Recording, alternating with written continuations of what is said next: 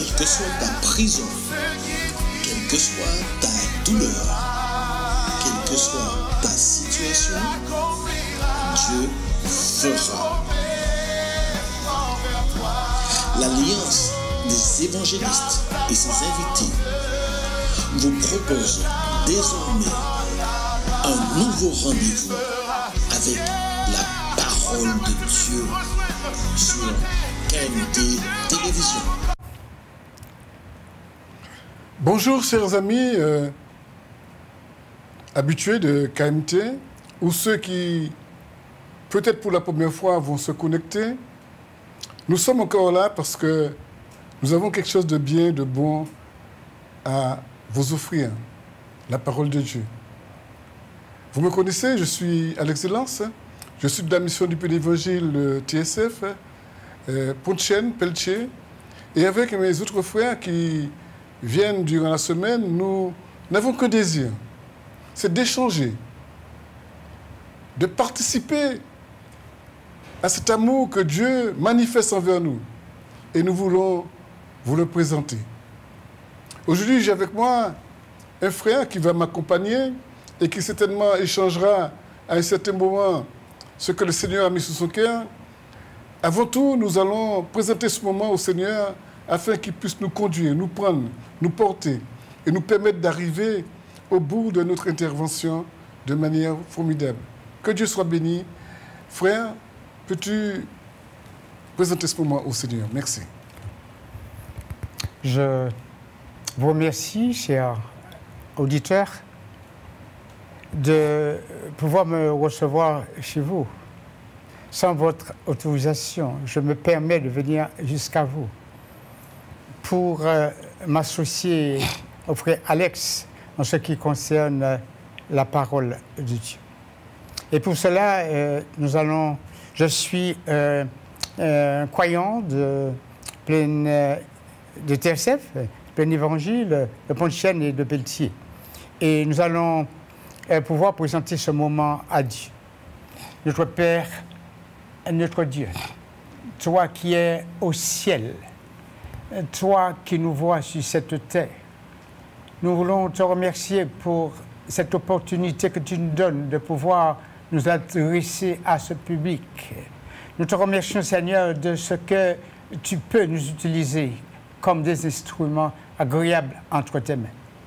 Papa, nous te demandons au nom de Jésus de rendre sensibles les oreilles de tous ceux qui vont nous écouter.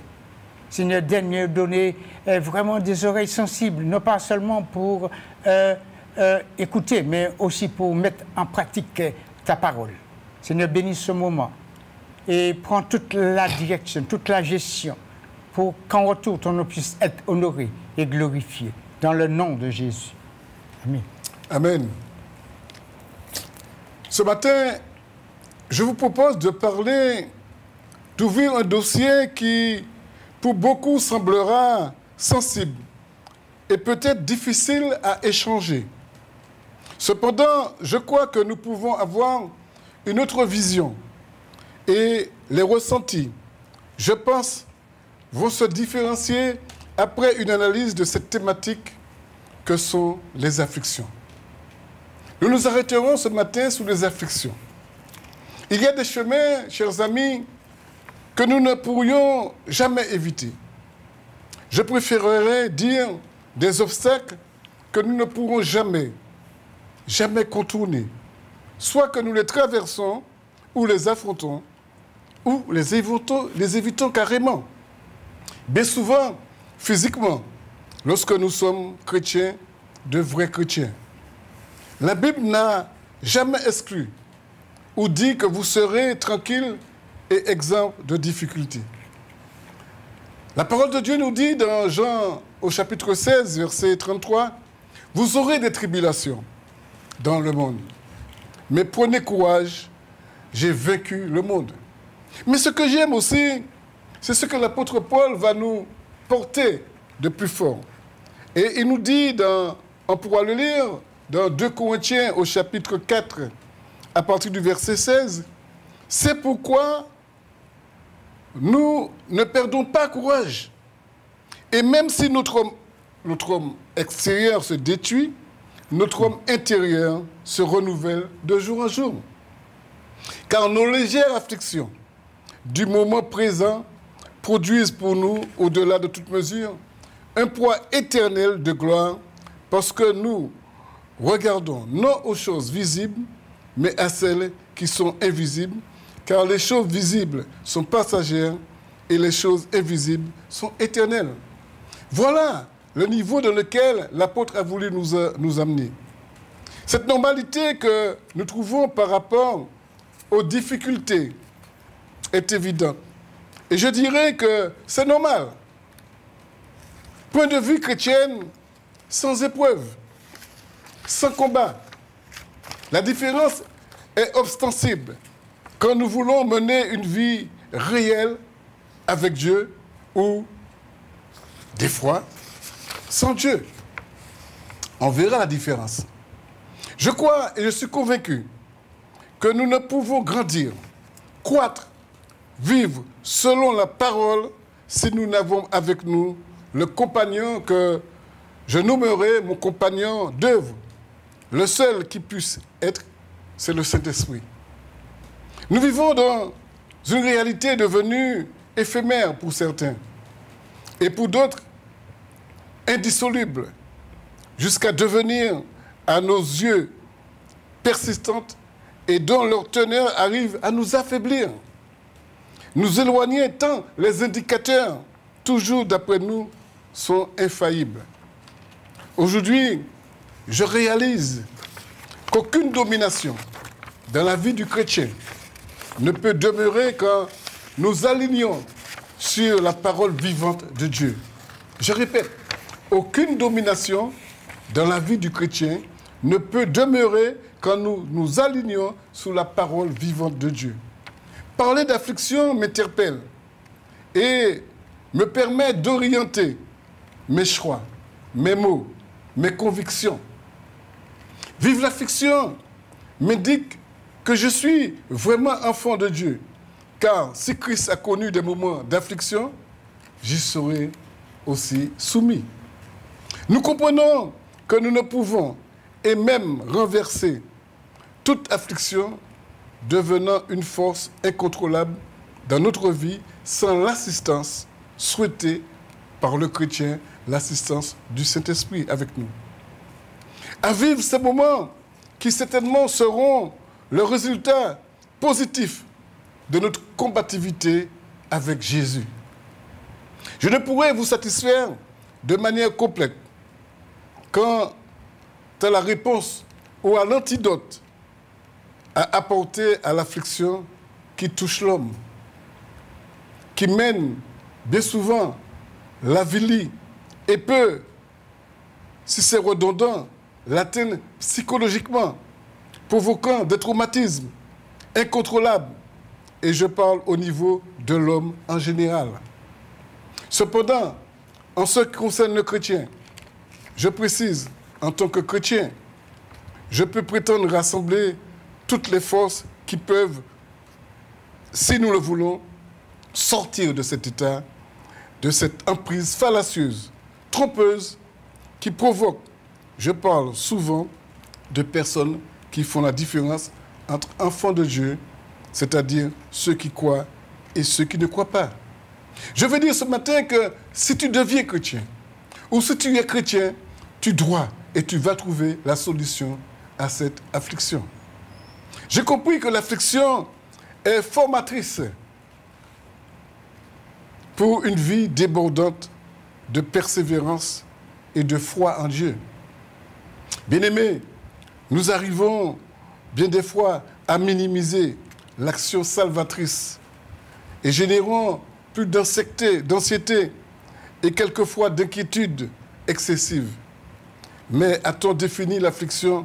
Comment peut-on comprendre ce qu'est l'affliction?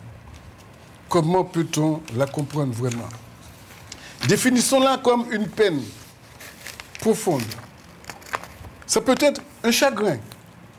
Et la Larousse ou notre dictionnaire biblique définit aussi l'affliction comme un abattement qui peut arriver jusqu'au désespoir.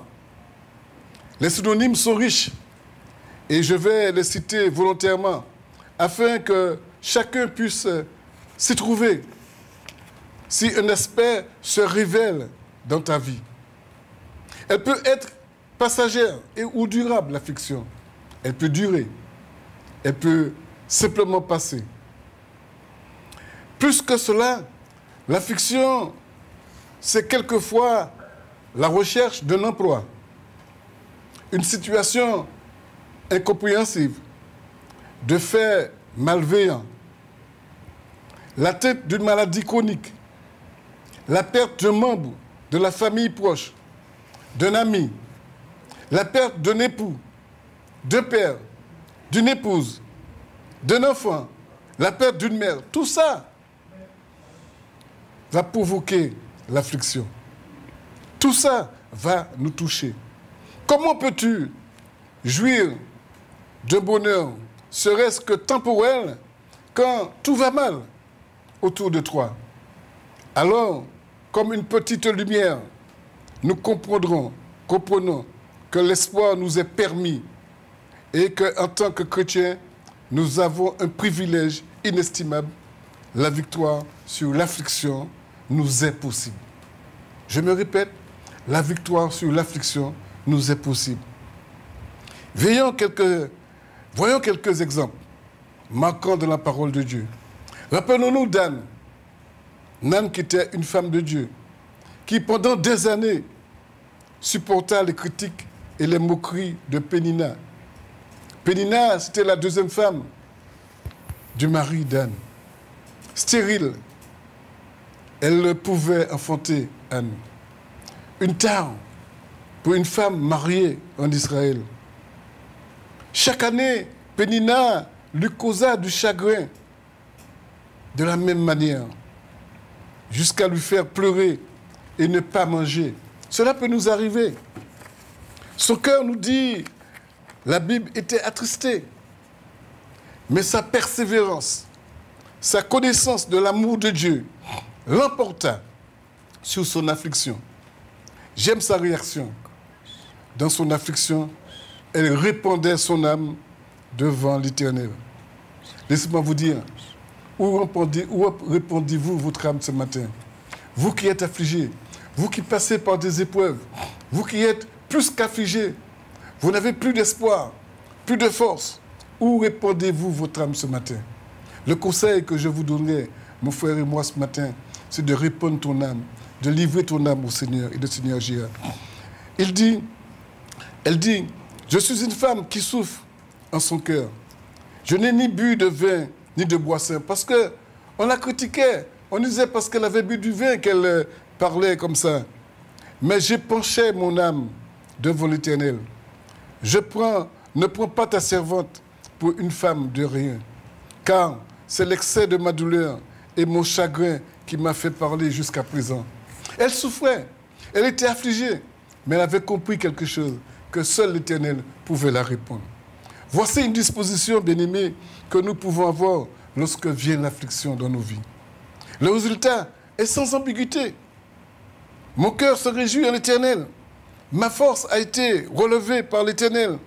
Ma bouche s'est ouverte comme contre mes ennemis. Ses ennemis se moquaient d'elle, mais elle avait compris la situation. Elle savait de quel sens elle allait. Au lieu de se plaindre, elle avait simplement dit au Seigneur, vois mon cœur, prends mon cœur, vois ma situation, réponds à ma prière. Ma bouche ouverte contre mes ennemis, car je me réjouis de ton secours. Pour autant, on pensait que l'affliction serait un moyen de nous stimuler, de nous permettre de gravir nos montagnes. Je réalise qu'elle peut avoir l'avantage sur nous et que nos capacités sont bien trop éloignées des réalités vécues du moment. Mais j'ai aussi souligné qu'elle peut être force de conviction et de réalisation de ma vie en m'appuyant totalement sur Dieu. Tous les hommes de Dieu qui sont passés par l'affliction nous délectent de l'affliction qui nous propulse vers la victoire ou vers la gloire. Qu'est-ce que ça veut dire? Tous les hommes, les prophètes qui sont passés par là et qui ont combattu, ont eu comme résultat la gloire et la victoire sur leur affliction. Rappelez-vous Abraham. Abraham qui offrit son fils unique, lui qui avait reçu les promesses de Dieu. On pourra le lire dans Hébreux au chapitre 11, verset 17. Un temps d'affliction profond, mais permettant et conduisant à la finalité la promesse de Dieu. La promesse de Dieu, la promesse que Dieu lui avait faite. Laissez-moi vous dire quelque chose. Ratez l'essentiel. Mais depuis que Christ nous a choisis, a fait de nous une nouvelle créature, nous sommes devenus des hommes spirituels. J'ai compris que l'affliction doit être une étape qui doit transcender toutes nos foulées. Rappelons-nous, Job, par exemple. N'a-t-il pas connu l'affliction, Job? Job, jusqu'à l'intervention de sa femme, qui lui dit « Mais maudit Dieu et meurt ». Job est passé par un moment très difficile aussi. Ses 10 enfants périrent. Ses 10 enfants ont connu la mort. En plus, dans son affliction, sa femme qui vient lui dire « Mais maudit Dieu et meurt ». Et il nous arrive de faire cette faute. Nous arrive d'être tellement affligés, d'être tellement bas, que nous disons « Mais ce n'est pas la peine d'aller à l'église. Laisse l'église.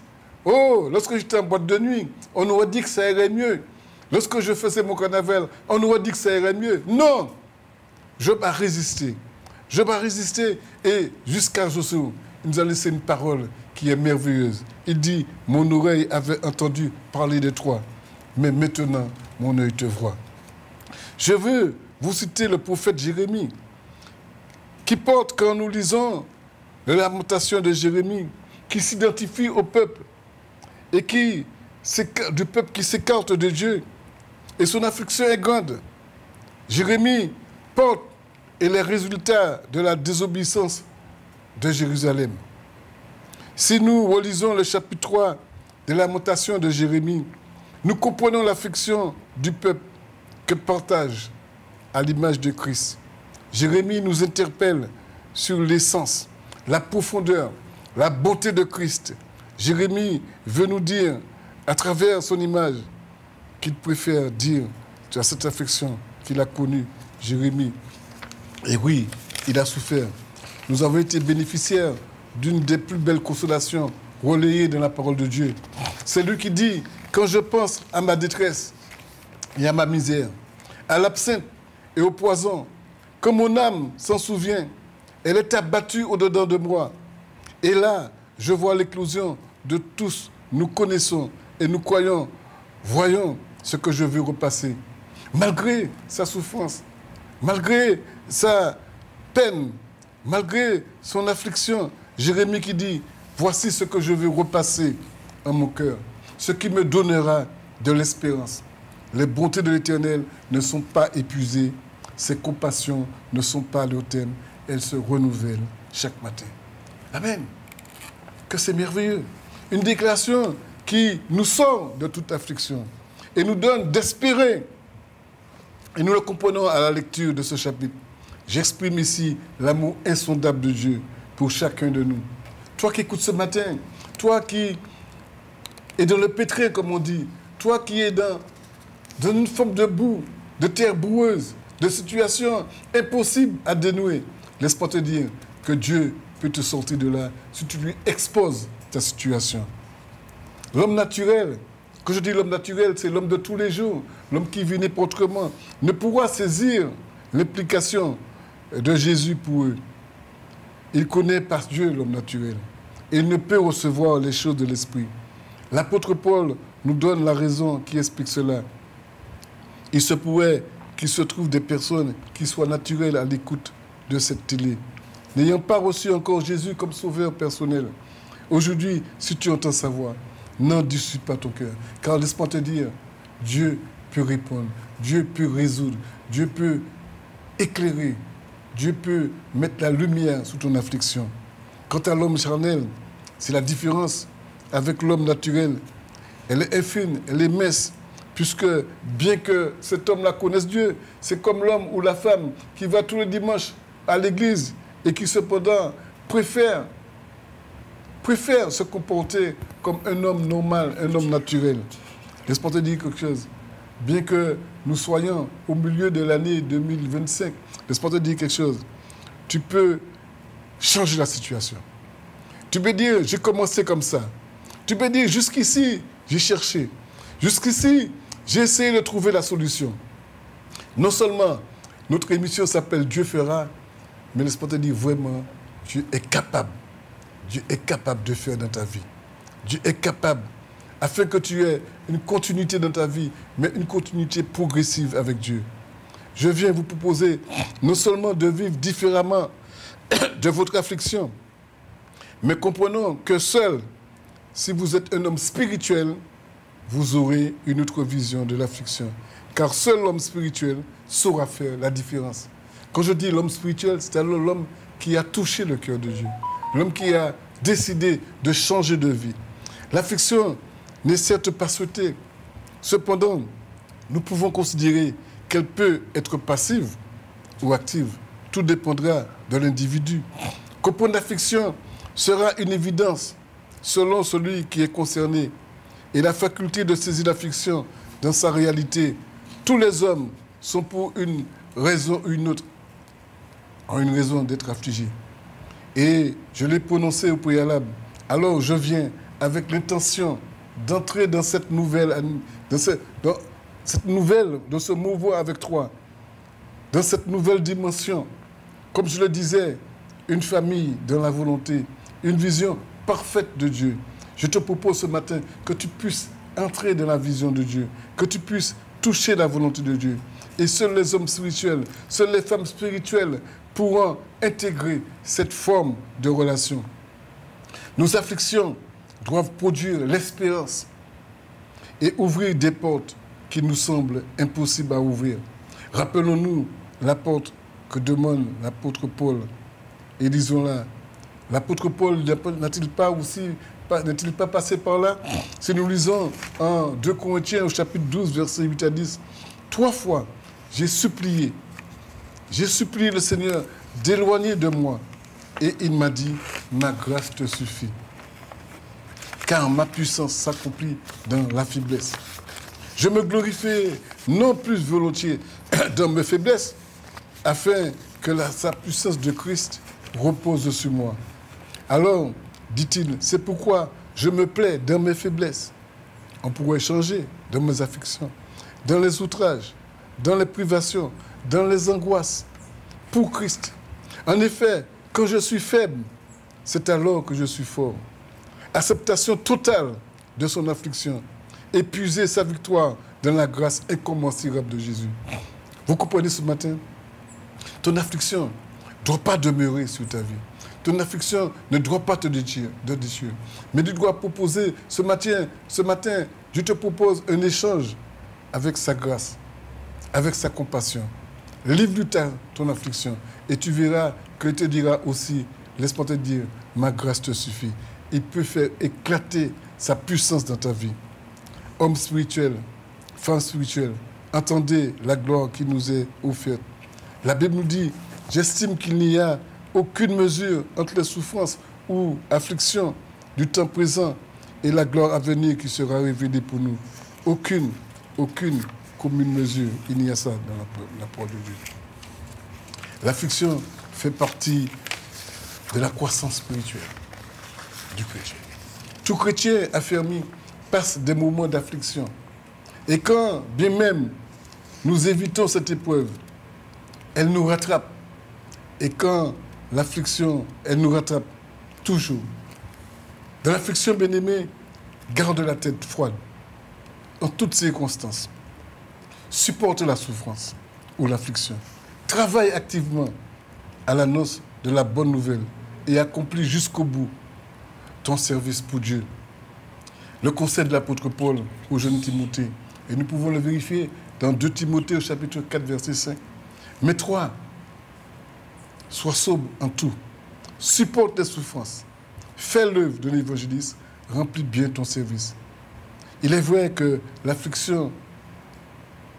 l'affliction, nous avons tendance à tout laisser, jusqu'à négliger notre ministère, jusqu'à laisser tomber nos bien-aimés, nos sœurs.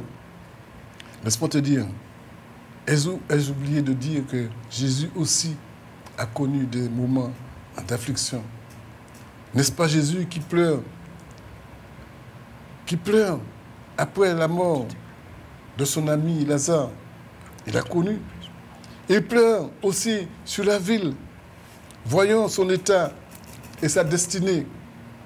Jésus certainement a enduré les afflictions les plus hautes à cause de nous. Et nous ne sommes pas plus grands que le Maître. Je veux nous rappeler de la croix. Bien plus, nous nous glorifions dans nos tribulations, sachant que l'affliction produit la persévérance. La persévérance, une fidélité éprouvée. La fidélité éprouvée, l'espérance. Les afflictions seront grandes certainement, où nous serons éprouvés. Soyons auditeurs victorieux, ne lâchant rien au diable, mais tout pour Jésus-Christ. Demeurons fermes et combatifs face à l'adversité. J'annonce un suivi de ces moments, un suivi de victoire dans l'affliction, une suite d'années de succès, même dans l'affliction, pour l'Église, une suite d'années de guérison pour toi qui m'écoutes. Depuis combien de temps tu attends que Dieu intervienne et que tu sois guéri? Depuis combien de temps tu attends, tu dis, mon père n'a trouvé rien, personne n'a qu'à venir porter mon secours. Laisse-moi te dire ce matin, si tu as une affliction, tu la portes au pied de la croix. Dieu est capable de te guérir. Dieu est capable de transformer ta vie. Dieu est capable justement que tu aies une vision plus haute et que tu puisses le voir apparaître si tu lui donnes ton cœur, si tu veux vraiment qu'il agisse puissamment dans ta vie. Laisse-moi te dire quelque chose. Quand je suis persuadé, l'apôtre Paul disait que ni la mort, ni la vie, ni les anges, ni la domination, ni la puissance, ni les êtres d'en haut, ni ceux d'en bas, ni aucune créature ne pourra nous séparer de l'amour de Dieu en Jésus-Christ, notre Seigneur. Rien. Laisse-moi te dire quelque chose. Quelle que soit l'épaisseur, quelle que soit la puissance, quelle que soit la force, quelle que soit la force maintenant qui intervient et qui soit l'affliction, laisse-moi te dire quelque chose. Tu peux changer tout. Que Jésus puisse, à l'aide du Saint-Esprit, nous accorder la grâce de traverser ce moment et vivre en vainqueur dans la maison du Père. L'affliction, tu peux ce matin changer. Toi qui m'écoutes ce matin et qui certainement te pose des questions, et tu pourras certainement tout à l'heure, puisque nous avons l'occasion de partager, de t'écouter, tu pourras nous soumettre ton cas et nous allons prier avec toi. Mais puisque le frère est venu m'accompagner, je suis certain, frère, que tu as encore des conseils, que tu as certainement une manière aussi de ressentir la chose. Est-ce que tu ne veux pas partager cela avec les téléspectateurs? Oui, je vais rester sur la même longueur d'onde que toi. C'est vrai, je vais parler de l'affliction selon Dieu. La Bible dit que Dieu parle tantôt d'une manière et tantôt d'une autre, mais l'homme ne prend point garde. L'homme ne porte pas attention à ce que Dieu dit, parce qu'il se plaît dans sa position, dans son état. Et pourtant, la Bible dit que dans Jean 3, verset 16, dit car Dieu a tant aimé le monde qu'il a donné son Fils unique, afin que quiconque croit en lui ne périsse point, mais qu'il ait la vie éternelle. Le plan de Dieu, c'est que chaque homme et chaque femme soient sauvés. Chaque homme et chaque femme puisse se tourner vers Dieu, le libérateur, le consolateur, celui qui a le pouvoir de consoler l'affligé, celui qui a le pouvoir de sortir de l'impasse, celui qui se sent écrasé par les soucis de la vie, les problèmes de la vie. Aujourd'hui, mes amis, partout dans le monde, c'est le cri de désespoir, c'est l'angoisse, c'est la peur, c'est l'affliction. C'est vrai, dans 1 Pierre 1, verset 6 à 7, c'est là une grâce, ce qui fait votre joie. Quoique maintenant, puisqu'il le faut, que vous soyez attristés ou affligés pour un peu de temps, par diverses épreuves ou diverses afflictions, afin que l'épreuve de votre foi, plus précieuse que l'or périssable, qui cependant est éprouvée par le feu, ait pour résultat la louange, la gloire et l'honneur, lorsque Jésus-Christ apparaîtra. Vous savez que l'épreuve ou l'affliction, selon Dieu, nous emmène à réfléchir. L'homme n'a pas le temps de réfléchir parce qu'il est tellement préoccupé par tous ceux qui l'entourent. Aujourd'hui, l'occupation de l'homme, c'est d'étudier l'IA. L'IA, c'est l'intelligence artificielle. Toute notre attention est tournée vers le progrès et non vers Dieu. Le monde d'aujourd'hui est passionné aux choses qui il va les emmener à leur perte.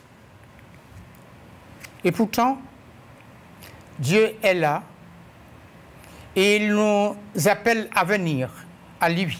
Venez à moi, vous tous qui êtes fatigués et chargés, et je vous donnerai du repos. Mes amis, il y a de ceux qui croient, qui se disent croyants, mais lorsqu'ils ont besoin d'être encouragés dans leur affliction, ils vont faire des pèlerinages, ils vont jusqu'à Lourdes, parce qu'ils pensent que c'est à Lourdes qu'ils vont trouver la solution. Mes amis, la solution est en Jésus, et en Jésus seul. La Bible dit que nul ne peut venir au Père que par moi. Ce n'est pas par les pèlerinages, ce n'est pas par la religion, ce n'est que par Jésus seul. Amen. Jésus est le chemin, la vérité et la vie. Et nul ne peut venir au Père que par lui. Amen. Si vous avez besoin d'être consolé, d'être encouragé dans votre affliction, tournez-vous uniquement vers Dieu. Tournez-vous vers Jésus. Il a la solution. Il est capable de vous donner tout ce dont vous avez besoin. Dans le psaume 119, verset 65 à 67, il nous enseigne, il dit ceci: enseigne-moi le bon sens et l'intelligence avant d'avoir été humilié, je m'égarais. Maintenant, j'observe ta parole. Avant d'être humilié, je m'égarais. Et c'est pourquoi j'ai dit tout à l'heure là que l'affliction, parfois, vient de Dieu. J'ai dit que Dieu parle tantôt d'une manière et tantôt d'une autre, et l'homme ferme ses oreilles. Dieu, parfois, est obligé d'utiliser l'affliction pour attirer notre attention. Pour nous faire savoir que la délivrance ne peut venir que de lui. Sortir dans l'affliction, sortir dans le désespoir, c'est se tourner vers Dieu. C'est le moyen de se tourner vers Dieu. Et si Dieu n'utilise pas l'affliction, parfois nous mourrons, nous nous perdons dans notre désespoir, dans nos épreuves. Nous disons que non, ce n'est pas possible, je ne peux plus, je ne peux plus. Et c'est vrai, le frère a mentionné ceci, je ne peux plus et il laisse tomber. Et le croyant affligé peut se tourner vers son Dieu. Et c'est la seule ressource, le seul moyen, le seul issue, c'est de se tourner vers Dieu. Dans 2 Corinthiens 5, dans Psaume 34, verset 18, il est dit « Quand les justes crient, l'Éternel entend, et il le délivre de toutes ses détresses. L'Éternel est près de tous ceux qui l'invoquent avec sincérité. Il sauve parfaitement ceux qui ont le cœur dans l'abattement. » C'est pourquoi je disais tout à l'heure là que en Dieu se trouve la solution. Amen. Celui qui crie à Dieu, et c'est pourquoi je vous ai dit tout à l'heure là d'avoir des oreilles sensibles à la voix de Dieu. Quand vous criez, quand Dieu parle, vous entendez. Et Dieu aussi, qui a les oreilles aussi sensibles, écoute vos prières et vous exauce. Il vous délivre de l'affliction, il vous arrache de l'épreuve et il vous donne la liberté. Il vous donne la solution, il vous donne la manière de vous en sortir. Amen. Dans 2 Corinthiens 4, verset 16, il est dit « C'est pourquoi nous ne perdons point courage. Et lorsque même notre homme extérieur se détruit, notre homme intérieur se renouvelle, jour après jour, car nos afflictions du moment présent ne pourraient égaler les temps à venir, les mesures à venir. C'est-à-dire que l'épreuve que nous subissons maintenant n'est pas comparée aux résultats ou aux promesses de Dieu. Mes amis, vous qui êtes affligés, ne baissez pas les bras et tournez-vous vers Dieu. Et lui seul est capable de vous encourager, capable de vous faire sortir de cette impasse et de vous donner de l'espérance. Dans 1 Thessaloniciens 4, verset 13,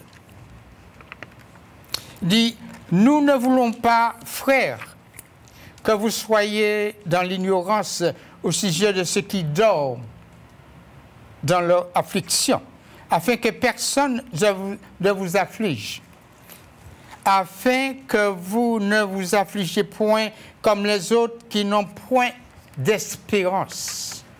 Vous qui n'avez point d'espérance, tournez-vous vers Dieu et il vous donnera tout ce dont vous avez besoin pour vous faire grandir, pour vous faire vivre une vie spirituelle, une vie éternelle, une vie de paix, une vie de joie, une vie de réussite. C'est vrai, nous voulons tout faire par nous-mêmes, mais nous ne sommes pas incapables. Dieu a dit, sans moi, vous ne pouvez rien faire. Sans l'aide de Dieu, sans l'assistance de Dieu, il vous est impossible de sortir de cet engrenage. Et c'est pourquoi, aujourd'hui, nous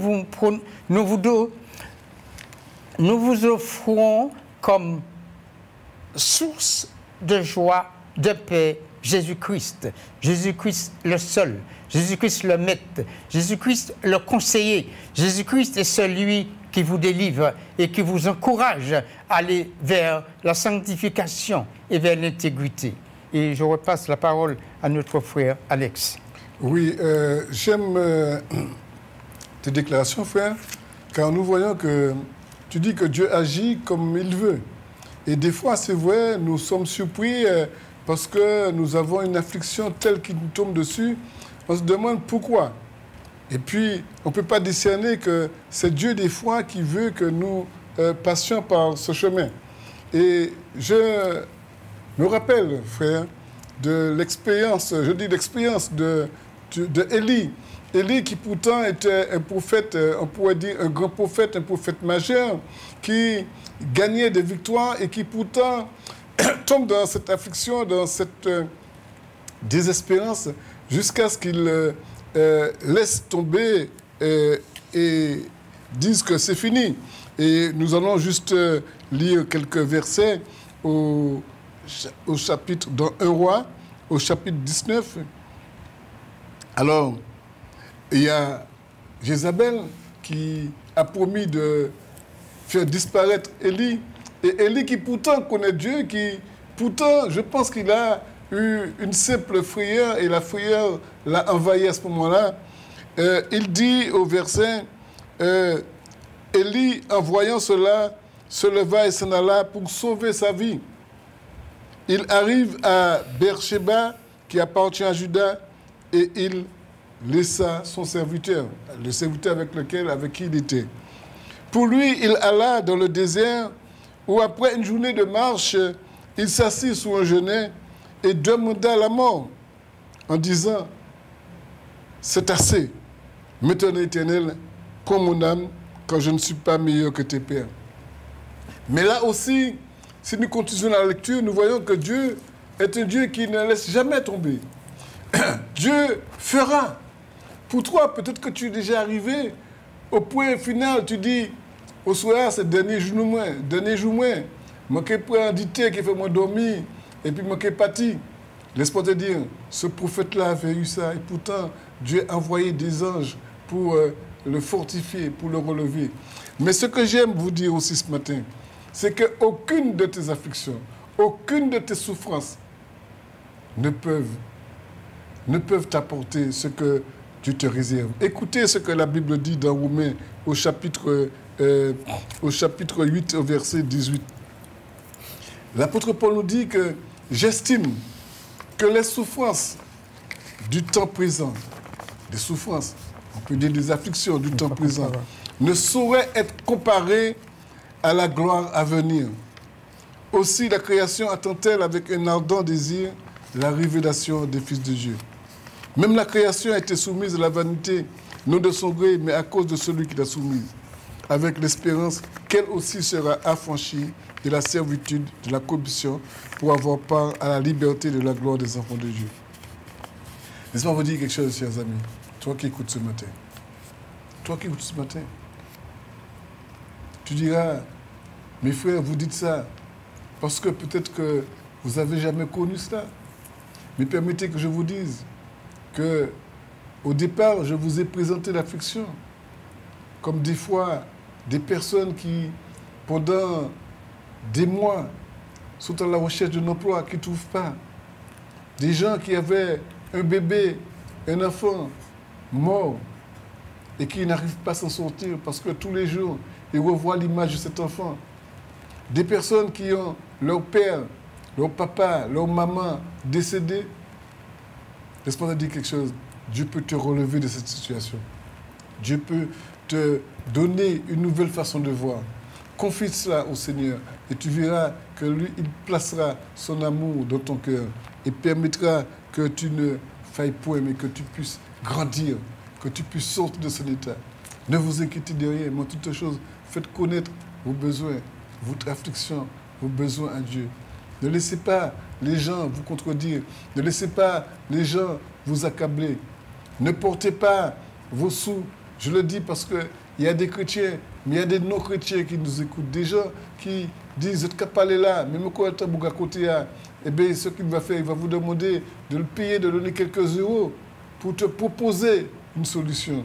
Mais une solution qui ne sera jamais ni évidente ni éternelle. Laisse-moi te dire quelque chose. La seule personne qui pourra te porter la solution ce matin, c'est Jésus. Nous nous répétons tous les jours parce que Jésus est le chemin, la vérité et la vie. La Bible nous dit qu'il y a un seul médiateur entre Dieu et les hommes, c'est Jésus-Christ. Il n'y a pas d'autre. Et le frère a fait un aspect tout à l'heure d'une obédience qui se déplace très loin, qui va à Lourdes pour trouver quelqu'un qui pourrait lui apporter la solution. Mais laisse-moi te dire, la Bible dit vraiment et certainement qu'il y a un seul Jésus-Christ. C'est lui le seul médiateur entre Dieu et les hommes. Personne ne pourra te donner répondre à ton problème. Ce matin, alors que nous parlons d'affliction, nous voulons mettre à côté de cette affliction toute la joie, toute la paix que Dieu peut mettre dans ton cœur. Dieu peut remplacer ton affliction. Tu peux dire ce matin, je prends position sur mon affliction parce que j'ai Jésus avec moi. Amen. Je lui donne mon affliction et je lui laisse la place. À la place de mon affliction, c'est comme un échange, j'aime dire ça. C'est comme du troc. Vous allez porter votre affliction à Jésus et Jésus vous donnera la lumière. Paix. Il vous donnera sa paix. Il dit, je vous donne la paix, je vous la laisse. Amen, amen. Le Jésus bon la paix, il ne peut pas carrer comme ça. Il t'a quitté, bon. Il te donne sa paix. Tu ne peux pas dormir le soir parce que tu réfléchis, tu as trop de problèmes en ce jour. Tu as des situations qui envahissent ton cœur, ta tête. Qu'on dit maintenant, t'es tout qu'à péter. Mais laisse-moi te dire quelque chose. Si vous parlez, t'es tout pété. Laisse le Seigneur intervenir. Laisse le Saint-Esprit te toucher. Laisse-lui t'apporter sa grâce, son amour. À la croix, il a tout porté pour toi. À la croix, il a porté tout. Il est allé jusqu'à se faire percer par une lance. Porter la couronne d'épines. Pour qui il a fait ça? Pour toi. Pour toi. Pour moi et pour toi. Laisse-moi te dire quelque chose. Tu peux, ce matin, devenir. Tu l'as déjà tellement entendu qu'il est temps que tu puisses saisir cette occasion. Tu peux devenir une nouvelle créature ce matin. La Bible dit, si quelqu'un est en Christ, il est une nouvelle créature. Les choses anciennes sont passées. Voici, toutes choses deviennent nouvelles. Laisse-moi te dire quelque chose. Tu veux voir une réalité vivante, efficace dans ta vie? Laisse Jésus entrer dans ton cœur. Pas quitter personne venir couillonner.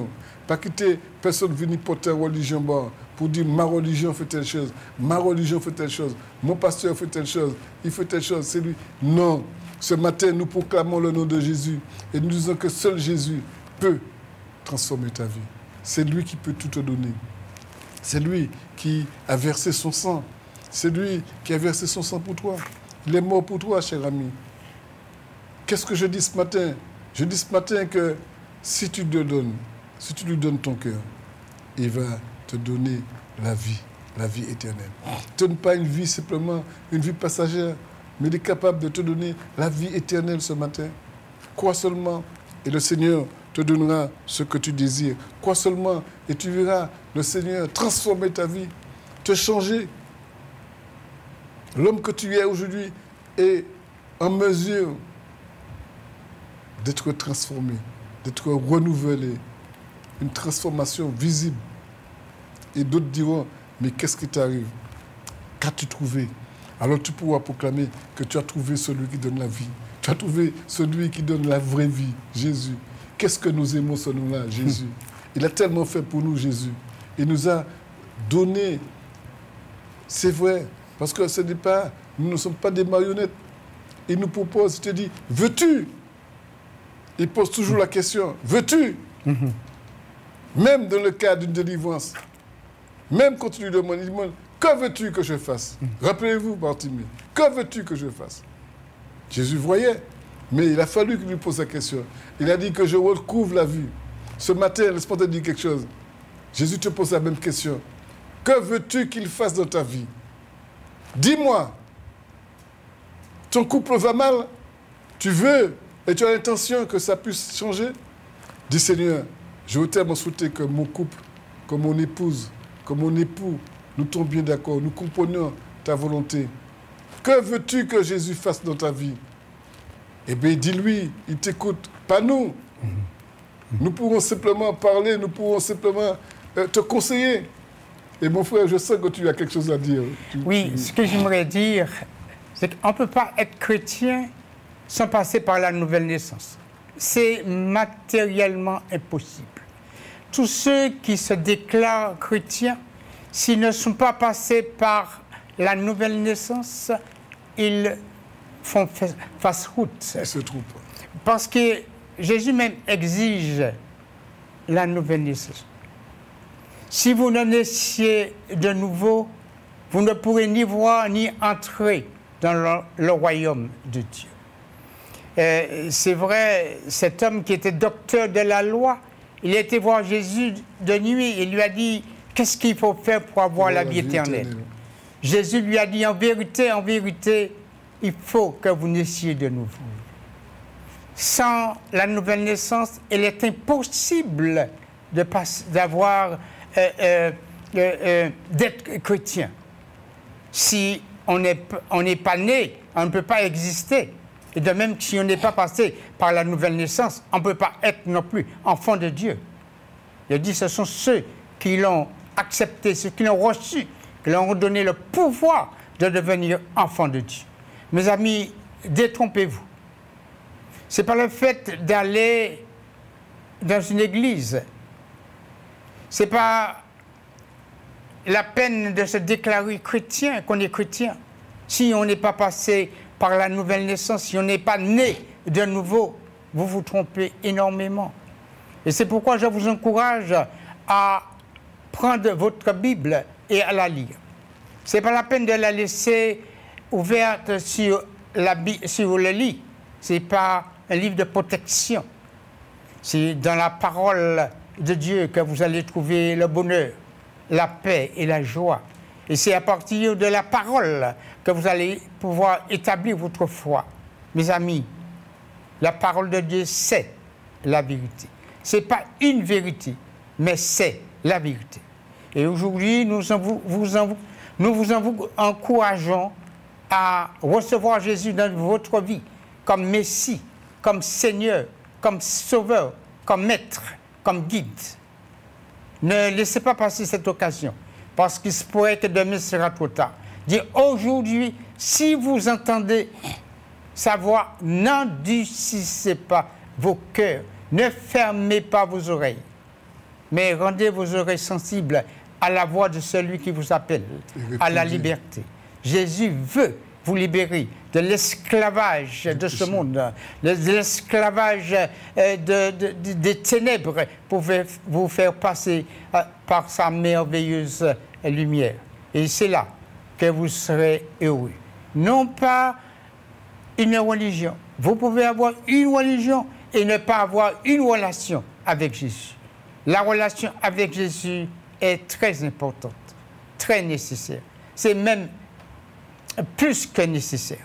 Et je repasse la parole à notre frère. Oui, j'aime bien parce que dès le moment où nous avons accepté Christ comme notre sauveur personnel, nous avons reconnu notre état. Laissez-moi vous dire quelque chose. Dieu aussi fera sa part. Et la Bible nous dit que nous savons du reste,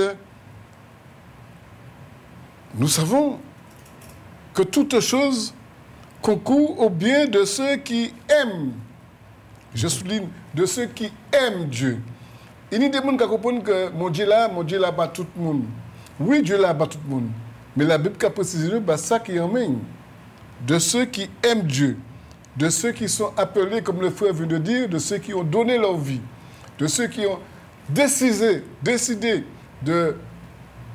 à Jésus, que Jésus prenne leur vie en main, de ceux qui sont appelés selon son dessein. Laisse-moi te dire quelque chose. Ce matin, tu te dis que je me lève. Et entre parenthèses, vous pouvez déjà appeler. Si vous avez besoin qu'on puisse prier pour vous, vous appelez. Le numéro de téléphone qui passe sous la télé là, sur l'écran, vous appelez, nous allons prier avec vous. Mais permettez que je vous dise que si ce matin, tu acceptes Christ dans ta vie, la Bible dit que tu deviens enfant de Dieu. Ça, on pourrait dire n'importe quoi. Quelle que soit la personne aussi élevée, aussi intelligente. Laisse-moi te dire, nous sommes tous des créatures de Dieu. Mais la Bible nous dit que ce sont seuls ceux qui l'ont accepté, comme le frère venait de dire, comme sauveur et Seigneur personnel, qui deviennent enfants de Dieu. La Bible nous dit dans l'évangile de Jean que ceux-là, seuls, ceux qui croient en son nom, deviennes enfant de Dieu. Et à partir du moment que tu deviens enfant de Dieu, c'est Dieu qui, en fait, te nourrit, te donne la capacité, te donne le pouvoir. C'est Dieu qui va influencer ta vie, puisque c'est avec lui, c'est en lui, toutes choses se fait. Et j'aime vraiment cette parole qui dit Dieu fera, parce qu'à partir du moment que tu fais le pas, eh bien Dieu fait aussi ce qu'il a fait dans ta vie. Il te change, il te lave, il te purifie de tout péché. Si quelqu'un veut appeler, nous sommes à votre écoute. Mais sachez que Dieu est celui qui donne l'espérance. C'est celui qui bannit toute servitude dans ta vie.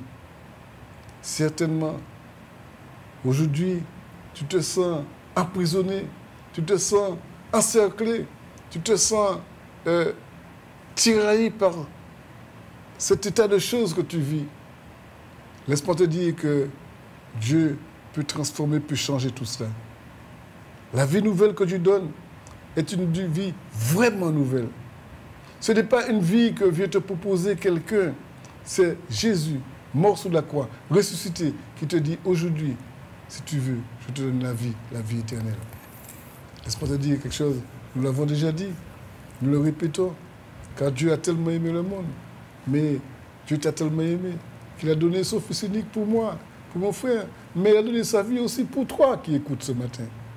Peut-être que tu dis, ça, Yokadila, nous disons des choses véridiques, des choses qui sont fondées, qui sont écrites dans la parole de Dieu. Afin que si tu crois ce matin, monsieur, madame, que tu crois, tu es la vie éternelle. Une vie que personne ne pourra t'enlever. Tu pourras te réjouir, tu pourras fêter cela, tu pourras dire merci Seigneur de ce que je t'ai reçu et de ce que tu m'as transformé, de ce que tu m'as changé. Je parle de transformation parce que c'est une nouvelle vie que Dieu te donne. Tu deviens. Donc à partir du moment que tu deviens, il y a une transformation qui se produit. Il y a une restauration qui se fait. Et ce matin, cette restauration, tu peux l'obtenir. Tu peux dire, Gassa, moi, c'est marcher dans le jour de la vie à mon camarade. Moi, les marcher dans la voie du Seigneur. Je veux le saisir et je veux continuer à marcher avec lui. Je veux avoir mes regards fixés sur Jésus. Et nous sommes ici des hommes. Et quelquefois, nous avons quelques sœurs qui viennent, mais nous avons fait cette expérience. L'expérience que nous avons faite, nous voulons que tu la fasses aussi. Nous voulons que tu aies ce vécu et que tu dises, Seigneur, viens dans ma vie ce matin. Les frères parlent, mais ce matin, nous voulons vraiment partager cette parole vivante, efficace, profonde dans ta vie. Nous voulons que tu changes et que ta situation prospère avec Jésus. Jésus, le seul, celui qui peut justement t'accompagner et qui veut t'accompagner, si tu le désires. Il te suffit de tendre la main. Il te suffit d'entrer dans le lieu où tu es. Il suffit que tu demandes. Tu n'as pas besoin de chapelet, tu n'as pas besoin de faire une messe pour ça. Il te suffit simplement de dire, Seigneur, vois-moi et prends-moi tel que je suis. Ce matin, tu n'as pas besoin de mots, de prières spécifiques. Simplement, dire, Seigneur, prends-moi. Seigneur, change-moi. Seigneur, vois ma situation.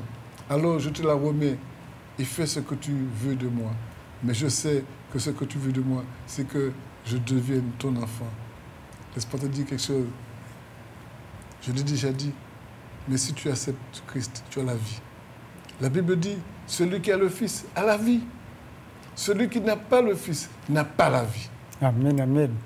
Celui qui a le Fils a la vie. A la vie. La vie éternelle. Et pas quitter mon Dieu, pèse bagage, pas dire que au bon qu'on y a. Si tu n'as pas le Fils, tu n'as pas la vie. Mm-hmm.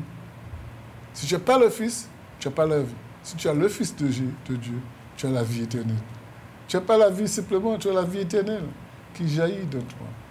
Et comme nous allons terminer bientôt, et que pour le moment, nous n'avons pas reçu d'appel, nous voulons te dire ce matin, nous allons prier pour toi, afin que cette parole que nous avons dite ce matin puisse être gravée de ton cœur et puisse produire une profonde paix et un changement, transformation de ta vie.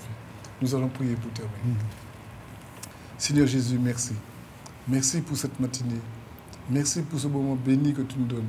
Merci parce que ce matin encore, Seigneur, tu vas toucher un cœur. Tu vas certainement interpeller quelqu'un par ton esprit. Tu vas lui donner la joie de te connaître, de te servir. Nous savons une chose, c'est que tu es capable. Alléluia. Et tu vas toucher certainement une âme ce matin. Et si tu as besoin que Jésus te transforme ce matin, il te suffit de lui demander, de lui dire, Seigneur, j'ai besoin de toi. Et lui qui t'écoute, il va faire sa joie. Il va venir auprès de toi. Il va devenir ton ami ce matin. Alors, chers amis, chers téléspectateurs, soyez bénis. Et puis que Dieu vous fortifie ce matin. Amen. Amen. Bye bye. Au revoir. Et à demain pour une autre équipe qui voudra te présenter encore Jésus dans sa puissance, dans sa force et dans sa grâce. Amen et bye bye. Quelle que soit ta prison, quelle que soit ta douleur, quelle que soit ta situation, Dieu fera.